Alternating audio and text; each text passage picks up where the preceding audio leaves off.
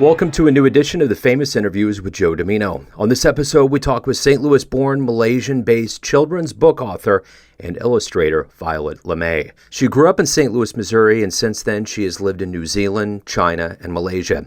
Yet she claims that she is a Midwestern girl at heart. Since she works from her home, her family has been able to travel a lot for her husband's job. Her clients include HarperCollins, Random House, Simon & Schuster, Highlights, Penguin, Scholastic, Holt, and duopress. Her work has won many awards over the years. She has a great story. Enjoy this interview. But at any rate, I'm glad that we hooked up. You're in Malaysia? Yeah. Wow. My husband works, we're Americans, but my husband, his job is here, so, yeah. So, what is it like to live in Malaysia?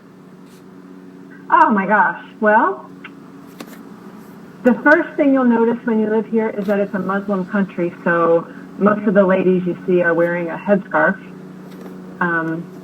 But it's very multicultural. There are people from all over the world, especially all over different countries in Asia. So it's a melting pot, and the weather's always wonderful, and everybody's super friendly, and very, very lush and green, like jungle-y. It's a very beautiful country. Sounds like you've entered into a nirvana. Well, not everything about it or any place is great, but it's very interesting. Yeah, and we love it here. We live in a boarding school, an American international boarding school.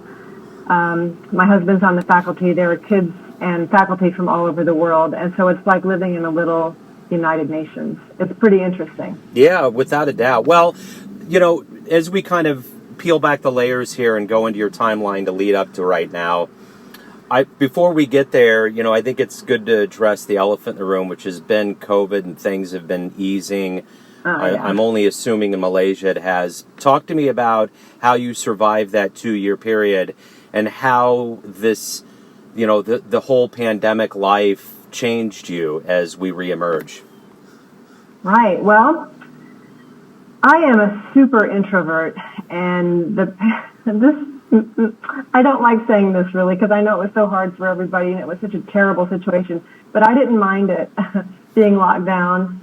It sort of gave me an excuse not to go out, so I was sort of fine with it. And because my work is very solitary, I don't know, it suited me. It definitely was difficult for our family. We had some pretty crazy stuff happen. We were living in China when the pandemic happened. We had to leave China because of the pandemic. So that was extremely stressful, and we had COVID-related stress. None of us were sick with COVID, but just other things. But for my work, it was good. I wrote and illustrated several books during different lockdowns. You know, my husband and I we traveled a lot. We had to, because since we were forced to leave China abruptly and without a plan, we didn't have a home. We were basically, we aren't, homeless, but we did not have a home.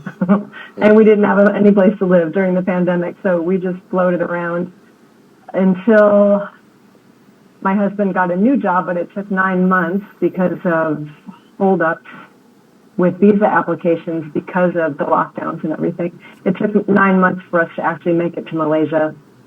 And once we got here, we were locked down still for a while. And things here are just now really, truly easing. It's definitely lightened up in the last, 6 months. But in Malaysia, they're getting rid of their mask rule soon, which is a big deal in Asia. People wear masks, when they're not mandatory. But they're getting rid of the mask rule soon. And so, yeah, things are definitely getting back to normal. So, before we get into your life as an illustrator and an author, let's go back in time and kind of figure out the timeline to Malaysia. Talk to me a little bit about where you were born and raised and, kind of how you got this motivation to illustrate and write. Okay. Yep, I was born and raised in St. Louis, Missouri. Love St. Louis and the Midwest. And I was always an artist. I was always an artist, and I was always a reader. Those kinds of classes were my best classes in school. Anything where there was a lot of reading, and definitely anything with art. And I was always using my hands, always making crafts or drawing or sewing or whatever like that. And in high school, I ended up getting into costuming and set design, and I studied at Webster University Theater Conservatory for my undergrad to become a theater designer, which I did. I moved to New York City in the 90s and did that for 5 years, and then sort of realized, even though I was living my dream, I wasn't happy. And looking down the road at, my future, I couldn't see that it was going to make me happy long term. So I decided to pivot and try something different. So I went to grad school and became an illustrator, basically. And I started out illustrating for newspapers and magazines for adults, did that for 10 years. And then my son was born, and I got a keen interest in children's books. And so about 10 years ago, I switched gears again, and I switched illustration agencies and started focusing exclusively on illustration. And in that, I also had a few little side jobs for small independent book publishers, which was invaluable, a terrific experience that taught me so much about publishing. And as I was working as an art director for this little publishing company and reading books that other people had written, I just knew I could write books like that. I could write books. I'd always done well in school with anything that was related to writing. I wasn't pursuing writing and never thought I would do it, but I just knew I could do it. And when you're an illustrator for children's books, you have to wait to be invited into the project. So it's very passive, But the authors are the ones always pitching the ideas. And so if you have ideas and can write them, then you can take charge a little bit more with your own career. And yeah, so that appealed to me. And so I started writing books. And yeah, I've written 6 books now that have been published. I've illustrated a lot of books, 44, 45 books, but I think 6 of them I've written.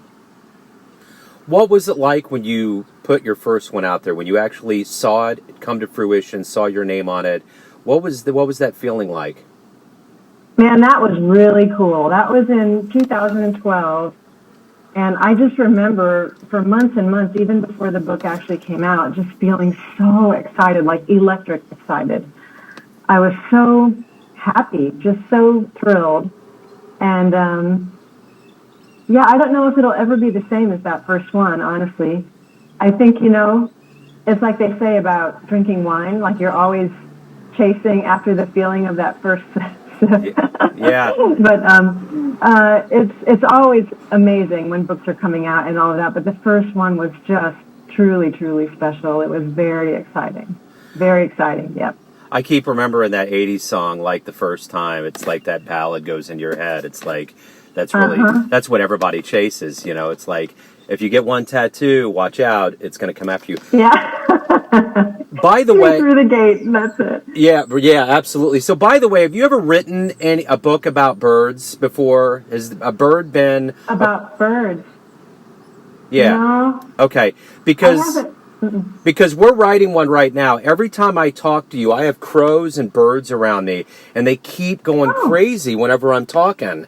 So I don't know if they're that's amazing. Yeah, so I don't know if they're responding to my voice or if they want you to understand that they're underrepresented in your work. I'm just putting it out there.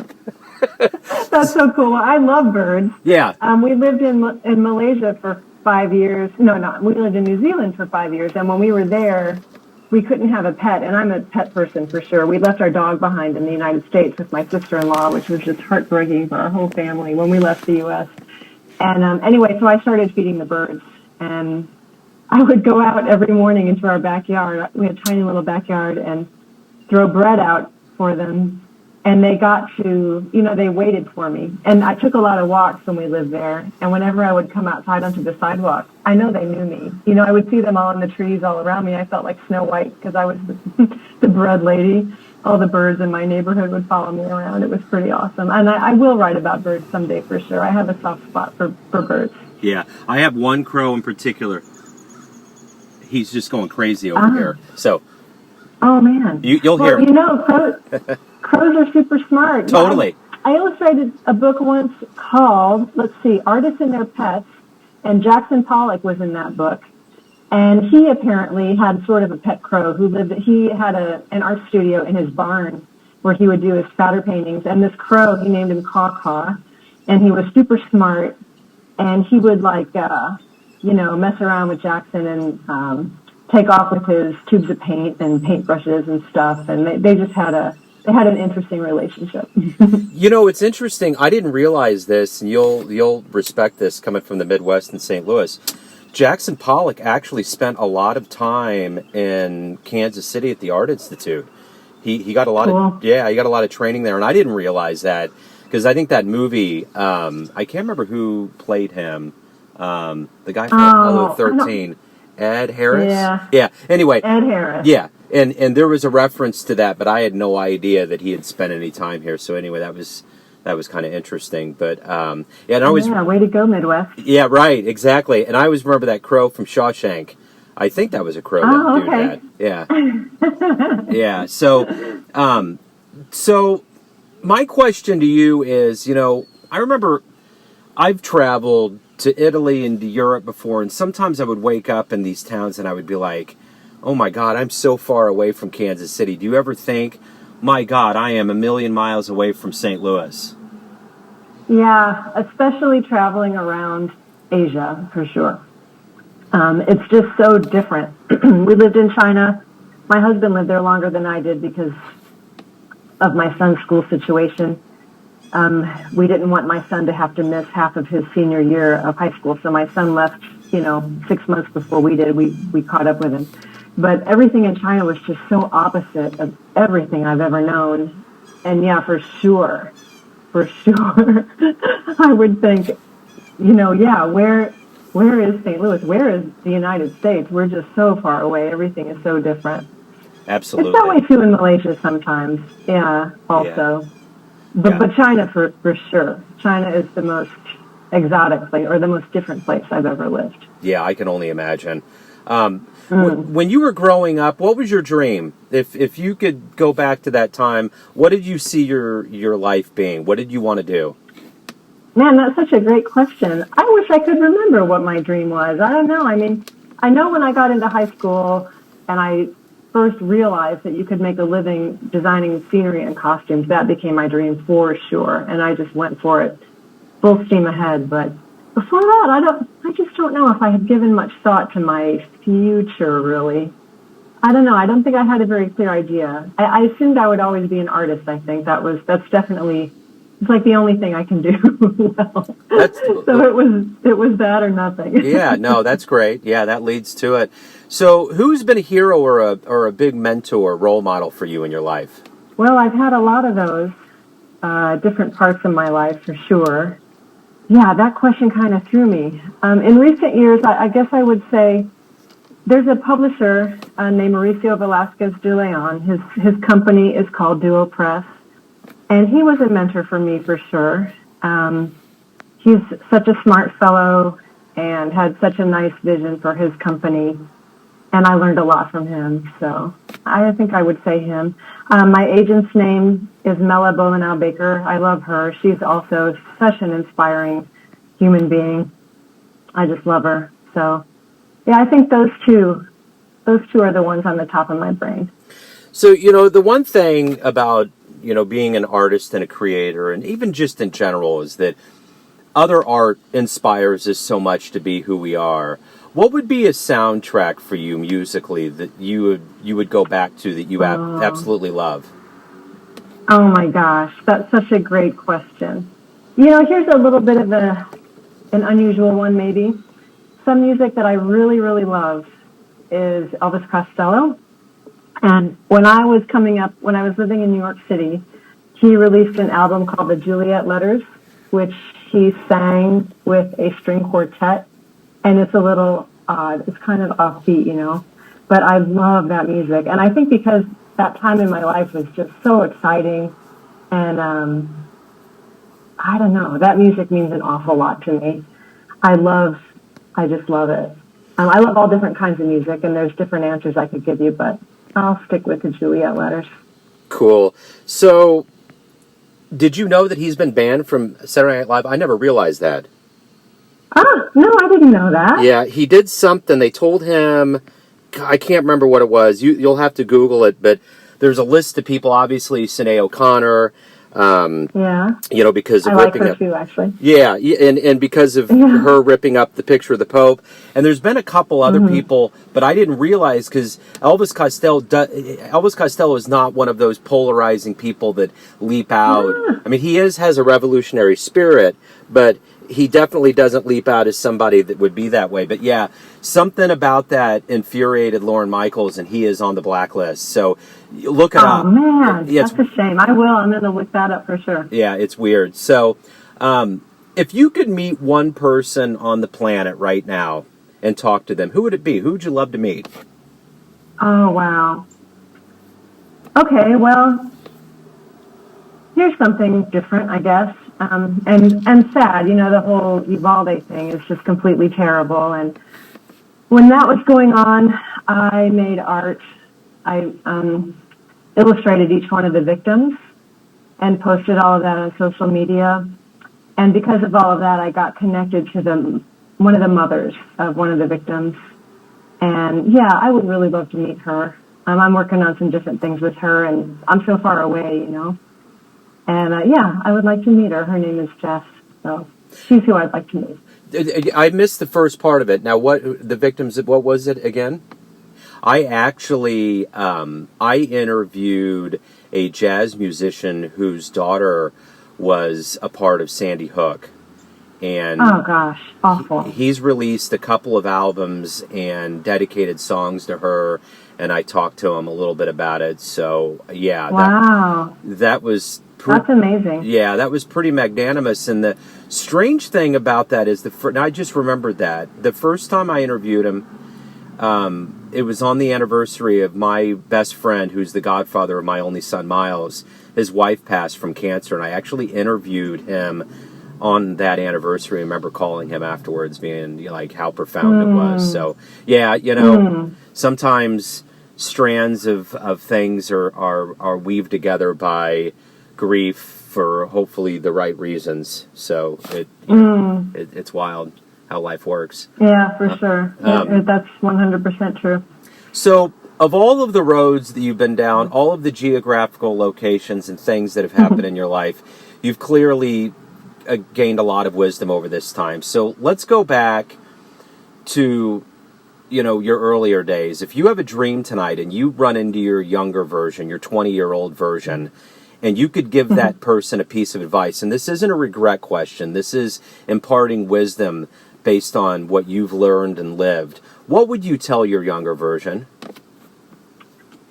Oh, yeah. Well, I would tell myself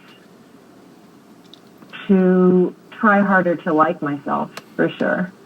And I would tell myself to just trust your talent, trust yourself. You are worthy, you've got worthwhile ideas, and it's going to work out. Everything's going to be okay. That's what I would say. What's been the best fan response that you've gotten from your books, your work? Oh, that's such a nice question. There's been a lot. They're all wonderful. They're all equally wonderful, for sure. I make books for babies, and so seeing photos that the parents post of their little babies on Instagram with the books is just incredible. But I have gotten one fan letter from a little girl who lives somewhere in Europe. I can't remember where now. She's maybe in Spain. Her letter made it all the way to me when I was still living in the United States. She had seen a book I illustrated called 100 Pablo Picassos, I think. And she wrote and illustrated a letter to me.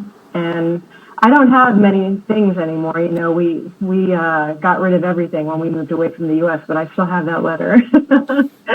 It means a lot to me, for sure. That's wonderful. So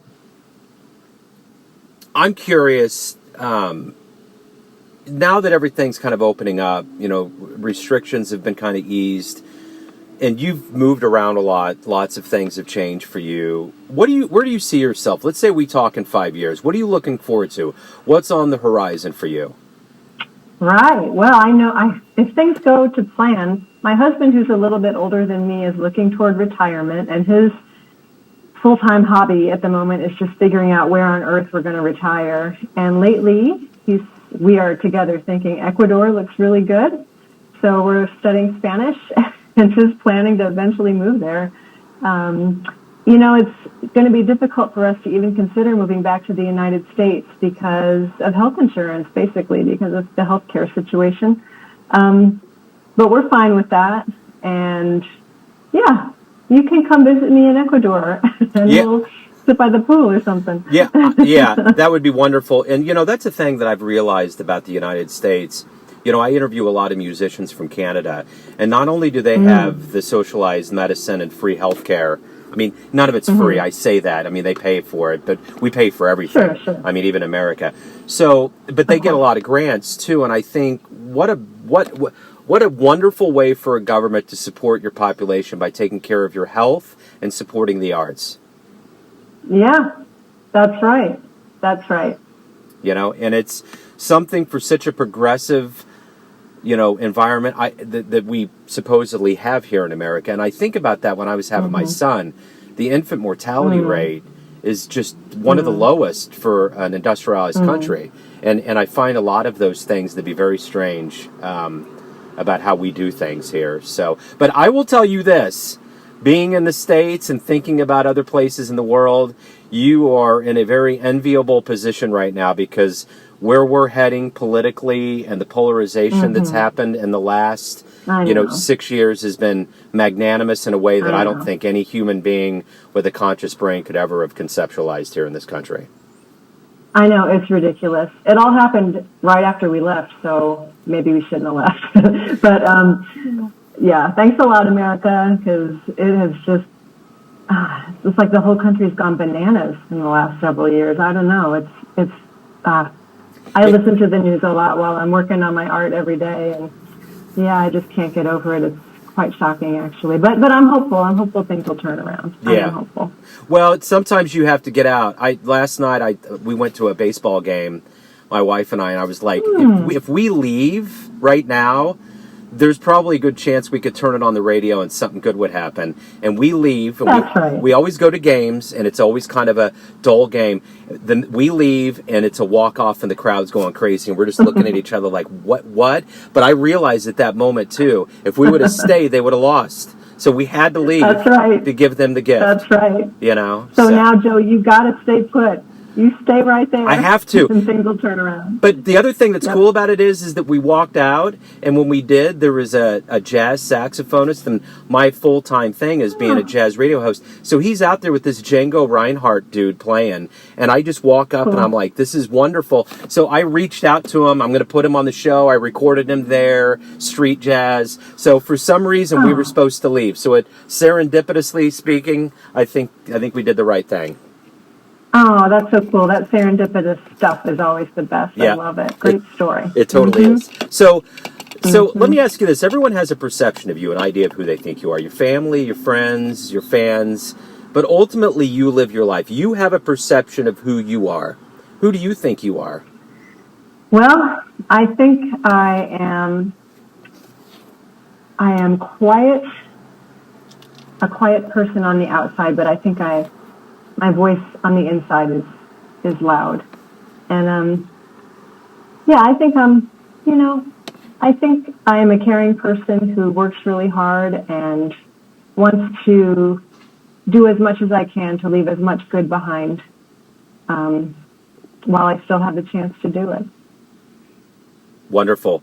Yeah. I was just thinking, based on what you just said there, our electricity went out a few weeks ago, and that silence was the loudest thing I've heard in a long time. Just deafening. Yep. So it's like that should be the quote. Loud like the silence of electricity off in a house. Violet, if anybody wants to get your books, learn more about you, anything related to your life and world, where's the best place for them to go? Well, if you Google me, it all comes up. You can find all the books on Amazon for sure. Support your local bookseller when you can, because they got to make money too. And I'm on all the social media outlets at Violet Lemay, just my name, so it's easy to find me. I have a website too, same name, violetlemay.com. Wonderful. So you're at 9:30 p.m. over there right now.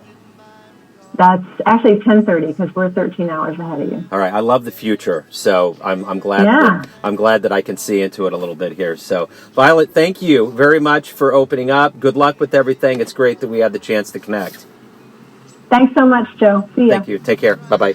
Thanks for tuning in to another famous interview with Joe Dimino, where we cover the world of art, literature, and music around the globe. If you want to hear more interviews, visit the Famous Interviews with Joe Dimino channel on YouTube. Thanks again for listening, and until next time. Punchlines underwater.